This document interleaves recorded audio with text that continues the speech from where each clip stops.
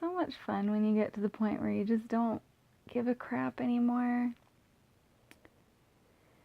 It's not like I'm, 100% of the time I don't give a crap. Sometimes I care. Sometimes I can't.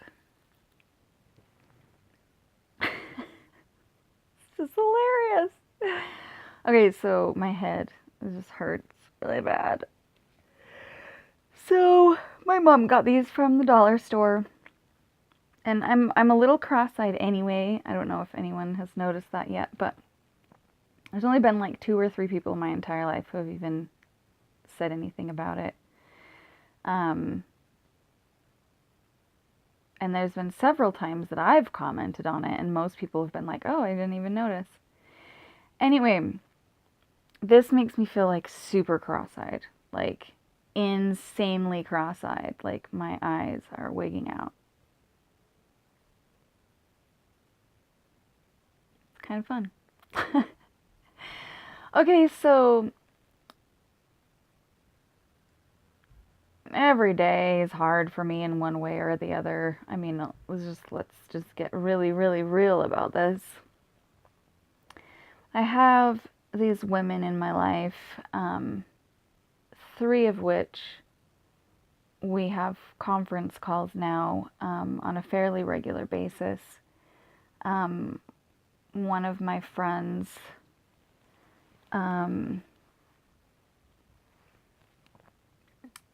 just, wanted to make sure that I could get as taken care of as possible. And she wanted me to start sharing. Feels really good, by the way. It's totally worth it. So one of my friends wanted me to start sharing more like the realities of what I was facing in my situation, because it was getting to the point where I was like, I literally don't know what to do next. Like I don't know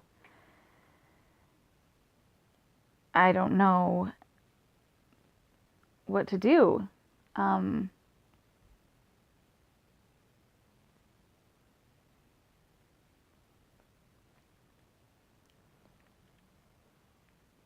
My lip.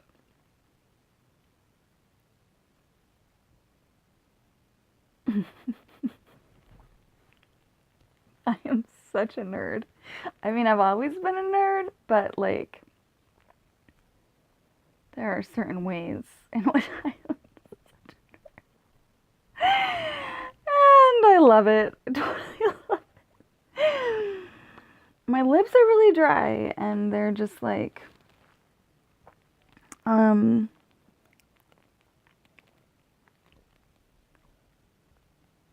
my gosh, so glad I'm able to drink a lot more water now. There was like this chunk of months where I was struggling to drink water. Like it was so bad. Oh my gosh. Anyway, so I have this conference called today, and it's kind of like it's all about me, or it's supposed to all be about me, or that's how it started anyways, but we would all prefer it to be about each one of us. And so like I wanted to hear from every single one of us and to be more, connected. And I've always had this desire that my friends would become friends with my friends and so on and so forth. And so it's really, really amazing to be a part of these calls and to be able to listen to them share a portion of themselves with each other. And 2 of them have met now, and that's pretty awesome. This feels so good. Like I love it when it's actually able to make a difference. Because sometimes you do things and you don't really notice that much of relief. And other times you do things and it's like, oh yeah, totally worth it. Okay, so I'm so grateful right now because even though it's a sunny day, I've been pretty down after having nightmares the last few nights. And some of the stuff that's going on in the world and in my personal life and in my friends' lives, and um yeah, just down and sad. Anyway, conversation was exactly what I needed. And then I was able to talk a little bit longer um,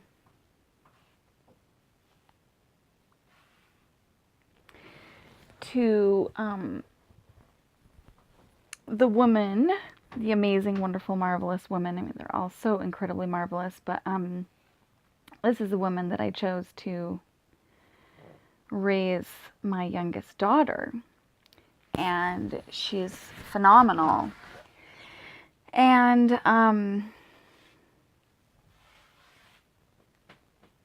you know, I think these women love me so much that, well, there's one I think would tease me mercilessly. Not really mercilessly, but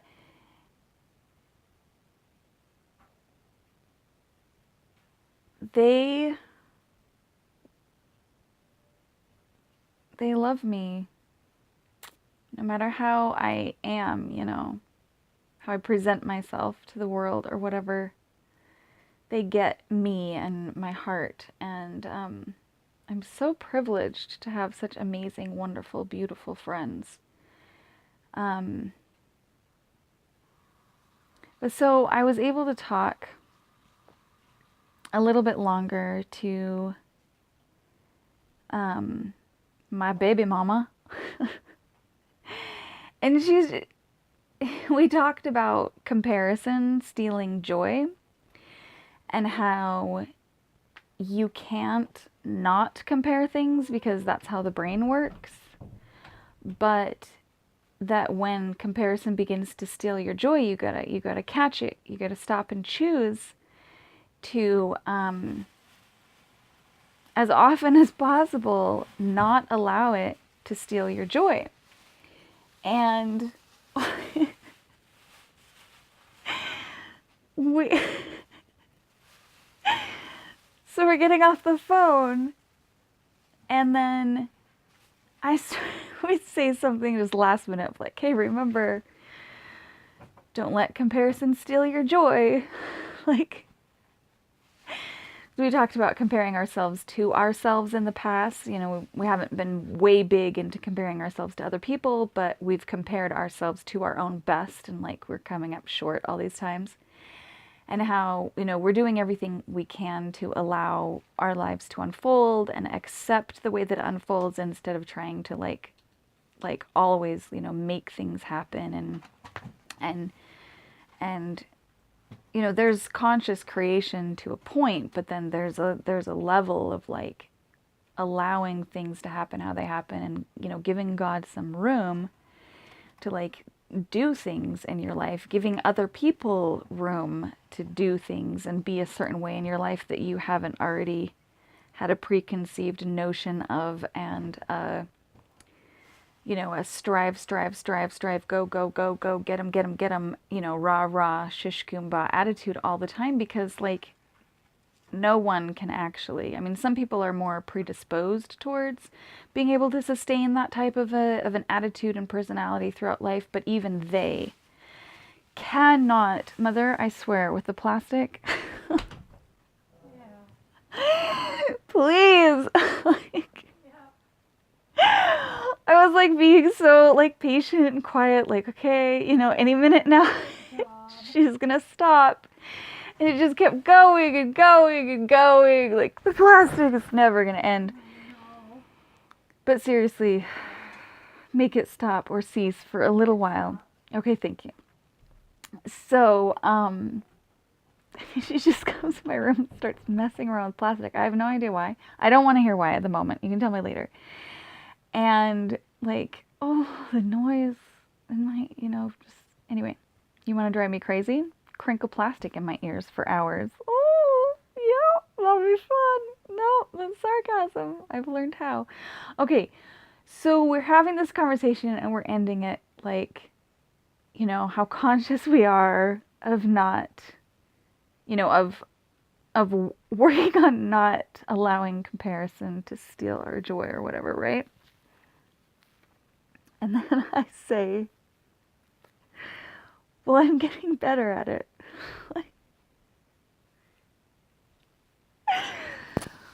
Which is so funny because that, in and of itself, is a comparison.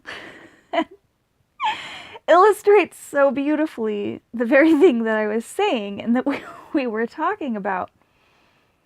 I mean, she's the one who actually said it first, and we were talking about it, and she's the one who said, there's like a quote or a line that somebody says somewhere. Comparison's the thief of joy, or I don't know. And so we talked about it for a while and how true it is, and I talked about how it really is impossible to get away from, and yet we need to be the ones who are the master over our mind and recognize when it's wise for us to allow comparisons and when it is harmful for our mental or emotional well-being or whatever. But it just, oh my gosh, that just cracked me up when we were getting off the phone. It's like, I'm better than I used to be as I compare myself to myself for the umpteenth time. I think we're so hilarious. We as human beings. The ways that we try to make ourselves, stop certain behaviors or whatever, like, we can be aware of it. We can work on not judging ourselves so harshly for it.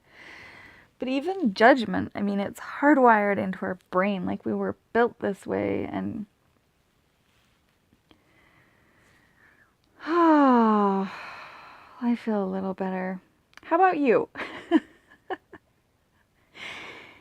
In what ways have you been finding yourself, paying attention, allowing yourself to recognize the ways that you compare yourself, even if you're comparing yourself to yourself? In what ways have you been comparing yourself to others around you? In what ways do you feel that you're supposed to be the same as other people or different than other people? And how harsh are you with yourself about that?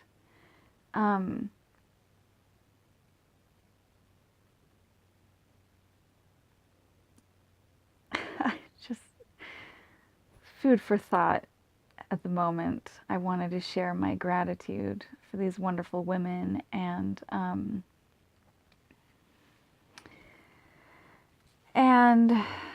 how funny I thought that was, that there are some things, no matter how hard we try to stop ourselves from doing, our brains are wired a certain way and we need to give ourselves a little slack. And there are other things that we need to stop making excuses for and stop allowing people to get away with steamrolling other people or